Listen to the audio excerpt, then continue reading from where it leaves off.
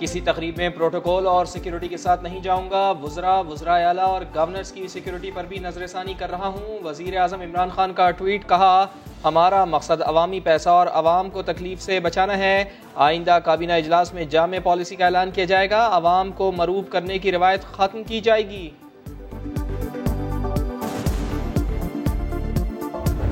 ये कुलभूषण जाधव के बाद दूसरा सबसे बड़ा दहशतगर्दी का नेटवर्क था इंडिया का जो पाकिस्तान में एक्सपोज हुआ है। नाराज लोग हैं या जो अपनी कुछ और सियासी मसाइल की वजह से जो नाराज थे, उनके साथ मुज़ाकरात के लिए, बातचीत के लिए एक बाकायदा प्लान के ऊपर काम शुरू कर दिया गया है। नाराज बलोच रहनुमाओं से बातचीत के लिए प्लान पर अमल शुरू हो गया। भारत के साथ मिलकर दहशतगर्दी में मुलव्वस लोगों का मामला अलग होगा। जौहर टाउन धमाके में कुलभूषण के बाद भारतीय दहशतगर्दी का सबसे बड़ा नेटवर्क पकड़ा गया।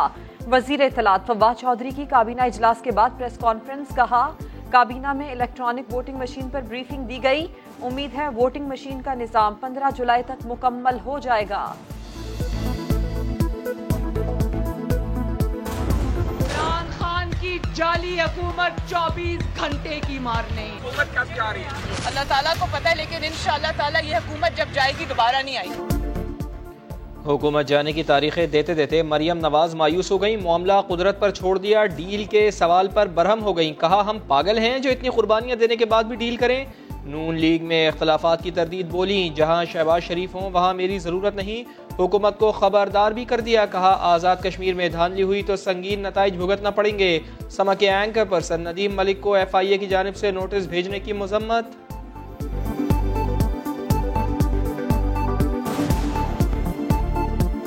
नदीम मलिक साहब का जो FIA का नोटिस आया है, मैं उस पर भी बात करना चाहती हूँ। FIA का नोटिस जो है बजाय इसके कि उन लोगों को जाता जिन्होंने मरहूम अरशद मलिक साहब को ब्लैकमेल किया, असल इशू सामने लाने वाले लोग हैं, उनको नोटिस नहीं जाना चाहिए था।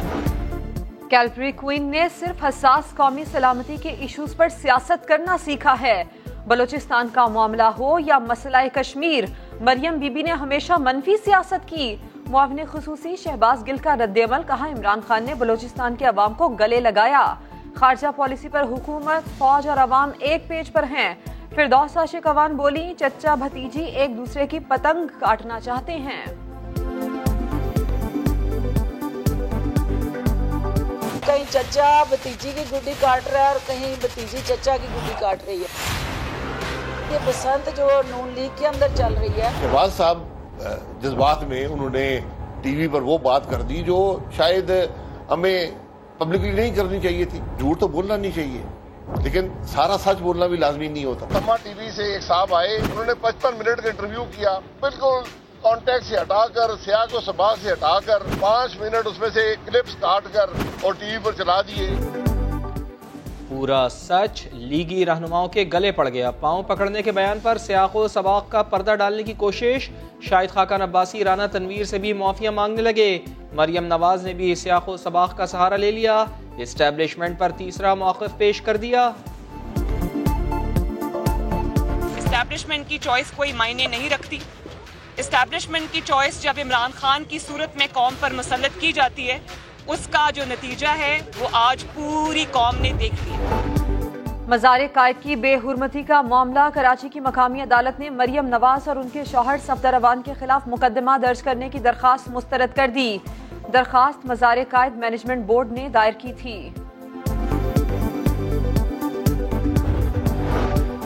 जमानत लेनी है तो ज़ाती हैसियत में आए। इस्लामाबाद हाई कोर्ट ने आसिफ अली जरदारी की अबूरी जमानत की दरख्वास्त मुस्तरद कर दी। न्यूयॉर्क मैनहट्टन अपार्टमेंट केस में जरदारी ने नैब में तहरीरी जवाब जमा करा दिया। अपार्टमेंट की मालूमात इकट्ठी करने के लिए 1 माह का वक्त मांग लिया। नैब तहकीकात में मुकम्मल ताउन की यकीन दहानी।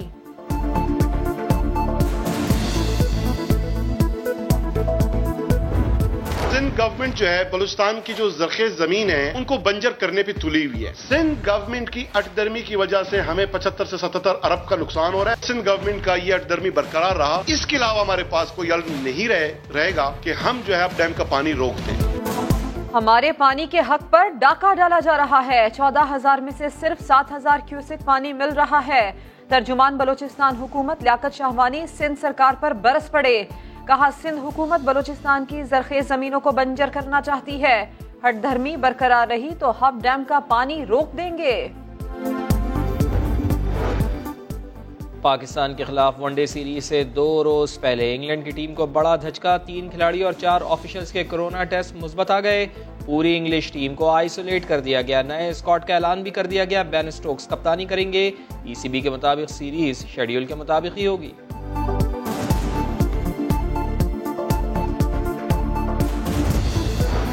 Army chief general Qamar Javed Bajwa से आज़रबाईजान के सफीर की मुलाकात।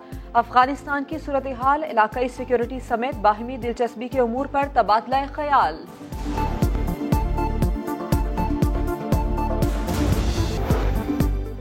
सीनियर सहाफ़ी और समा के एंकर पर्सन नदीम मलिक को FIA के इंसदाद दहशत गर्दी विंग का नोटिस। इंसानी हकूक़ कमीशन और सहाफ़ती तंजीमों ने नोटिस फौरी वापस लेने का मुतालबा कर दिया।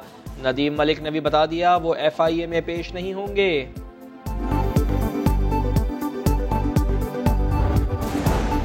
चार बेटों को पढ़ा लिखाकर अफसर बनाया, लेकिन उन्होंने घर से निकाल दिया। लाहौर में 70 साला बूढ़ी मां दुखड़ा लिए अदालत पहुंच गई।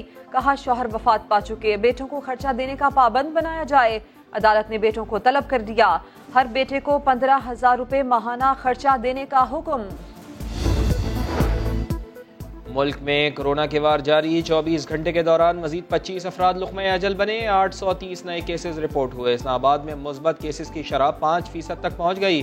कौमी इदारा बराए सेहत की मुल्क में बरतानवी अल्फा, अफ्रीकी बीटा और भारतीय डेल्टा की मौजूदगी की तस्दीक।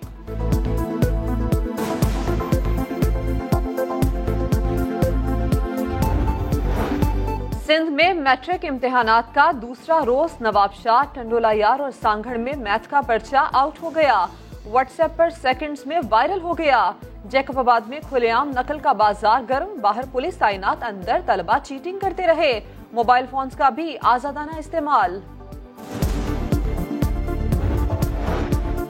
लाहौर में कचहरी स्टेशन पर मेट्रो बस में स्पार्किंग के बाद आग भड़क उठी। तमाम मुसाफिरों को बहिफाजत निकाल लिया गया। रेस्क्यू टीम ने मौके पर पहुंचकर आग पर काबू पा लिया।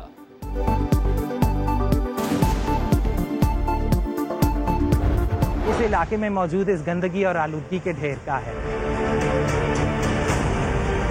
बहुत से लोग कचरे के ढेर को आग लगा देते हैं, जो फिजाई आलूदगी का सबब भी बनता है।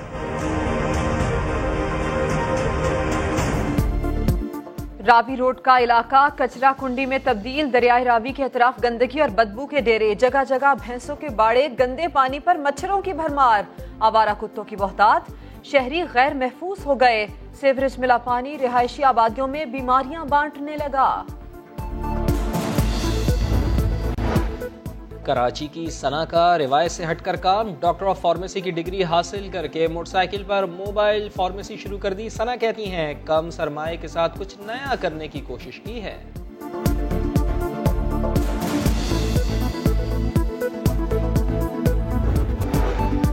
और खातून व्यापारी सब पर भारी। 46 बछड़े खूब तगड़े। फैसलाबाद की मिसेज आमिर को कैटल फार्मिंग का शौक। कहती हैं कि घर सजाने का शौक था, लेकिन अब जानवरों से मोहब्बत है। बच्चों की तरह इनका ख्याल रखती हूँ।